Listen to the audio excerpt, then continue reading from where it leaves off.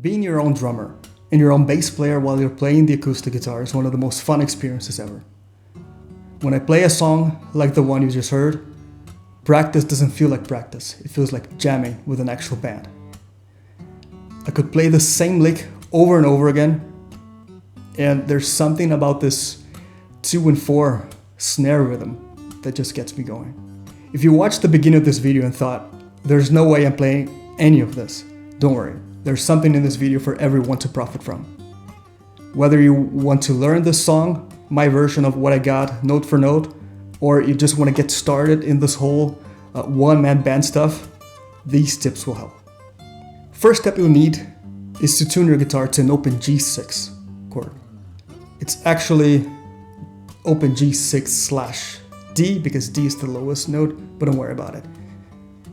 That'll allow you to play only open notes for your bass. It'll make the whole thing much easier. Especially in this case, what I got is a 2-chord song. So we'll only need to switch between 2 open bass notes. And how you do it is, don't be lazy about it. Try to use your ear.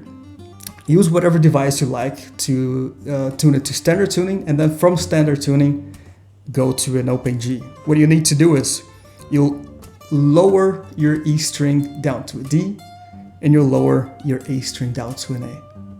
And use the D and the G string that you already have in standard tuning, the 3rd and the 4th string. If you play E and D together, it doesn't sound amazing, and that's a good thing. Lower it until you hear a harmonious octave.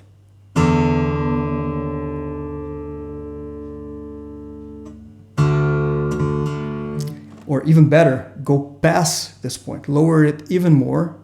That'll help your string to stay in tune for longer, and then go upward from there. And do the same with the A string, comparing it to the G. That's a minor 7 interval. By itself, it doesn't sound amazing, and you use that to reach an harmonious octave. Lower,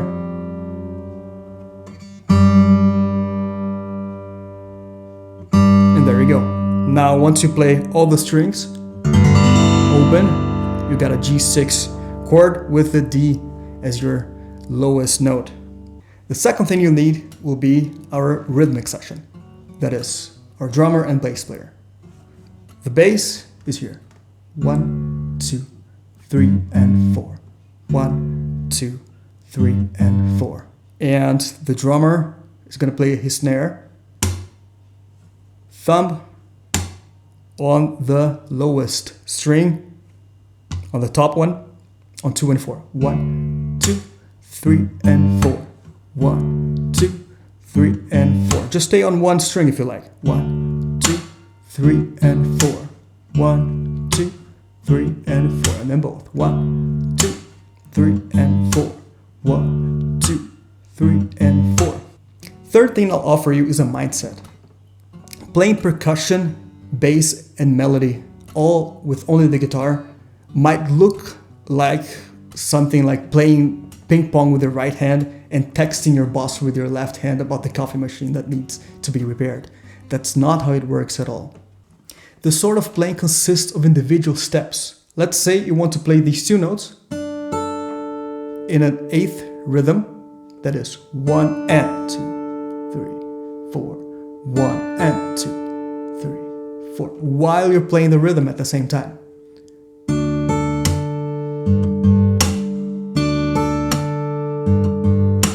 And let's say you're not able to do it right away. No worries, just play the individual steps. First step, second step, and then the rest. And once you've played this often enough, you'll be able to memorize it and have it groove. And that will work for everything else. So you can always play pretty much everything if you can do the individual steps. That's all you have to work on. So to play a song like this, you can always break it down to the smallest component, to only one step. One step in Mike Dawes' amazing version of One by Metallica will consist of a right hand harmonic and somehow beating the guitar with your wrist and tapping the bass with your left hand like this. I've transcribed the first 2 solos of this version. It was crazy, a crazy amount of work. If you guys are interested, let me know. But today it's going to be much more simpler than that.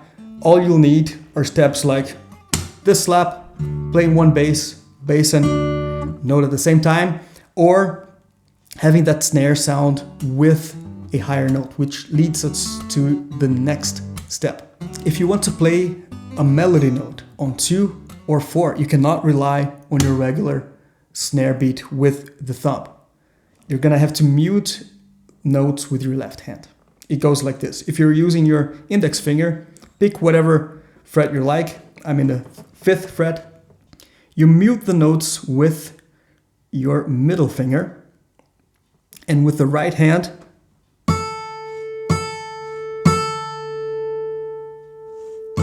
either using your index finger or your middle finger, doesn't matter. You play more than one note, but you'll only hear the one that's not muted. To mute, you only have to very lightly touch the strings. Sometimes that's gonna happen, doesn't matter. A possible exercise at this point is for you to play all fourths, that is 1, 2, 3, 4, but on 2 and 4, you have the snare. 1, 2, 3, 4. 1, 2, 3, 4. And you can re-add the bass. 1, 2, 3, 4. 1, 2, 3, 4. Now do the same thing with your ring finger.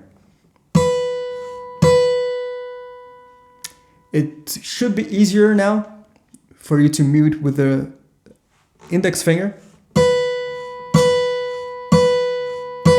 While doing so, I like to touch with my wrist the top strings so that everything is muted. If something was ringing up until this point, it all mutes and it becomes more rhythmic. Now go back and forth.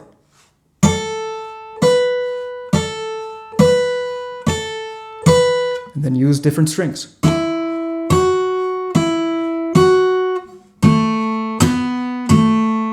Once you go past the first string, you're gonna have to mute with your index finger the strings below, or of course with your ring finger.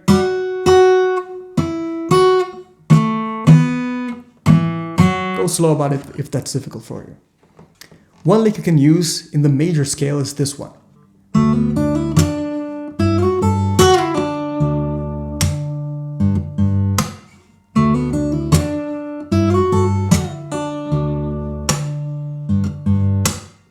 So you'll use this lick while improvising. Just put it in between somewhere, or even change it just the way you like.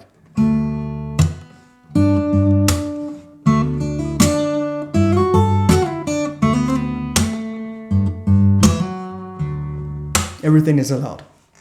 You'll need hammer-ons. If they are too difficult at this point, skip them. A hammer-on will consist of you playing only once, and the left hand does the rest.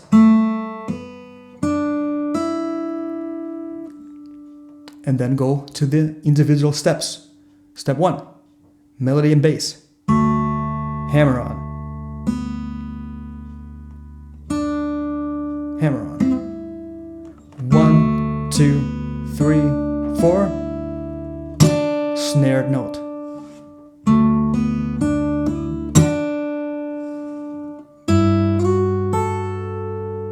I'm sorry. Slide. Keep your finger there. Let it ring. While you play the bass again. If they sound all together, it's beautiful. Snared, sliding back. 1, 2, 3, 4.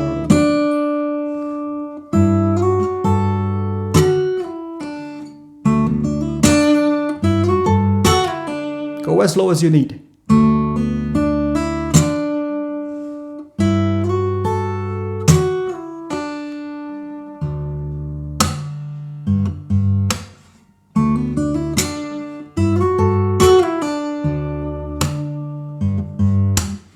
in order to play it in minor, just shift it 3 frets higher.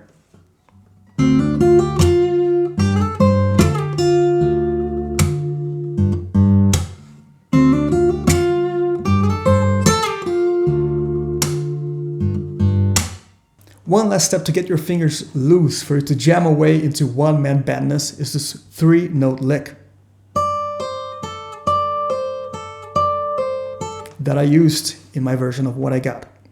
Pull off from the 10th fret to the 8th fret on the E string, and then 10th fret on the B string. If you play it like this, all you hear is 1, 2, 3, 1, 2, 3, 1, 2, 3. But since we're playing it in 16ths, it's gonna shift. 16ths are a 4-note rhythm, but we're only playing 3 notes, so the strong part of the beat is always gonna fall on a different note, and that's gonna make an interesting rhythm.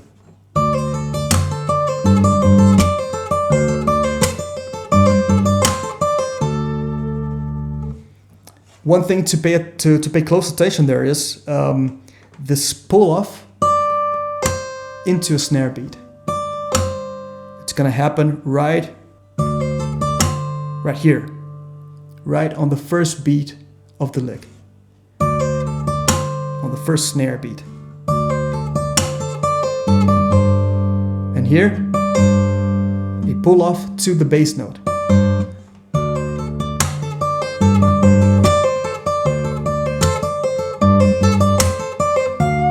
There's something about these licks that when they're repeated, people go crazy. I've watched many concerts and I've played them myself. The pianist, the guitar player, starts repeating the lick over and over again, and people start clapping at some point. Worldwide, these people don't need to be taught to applaud at that moment, they'll just do it. In this case, you are the public, so you're gonna be entertaining yourself, shifting this rhythm. I wish you guys a fun time jamming as a one-man band. If you like this video, give a like and subscribe so that I know to keep delivering such work. See ya.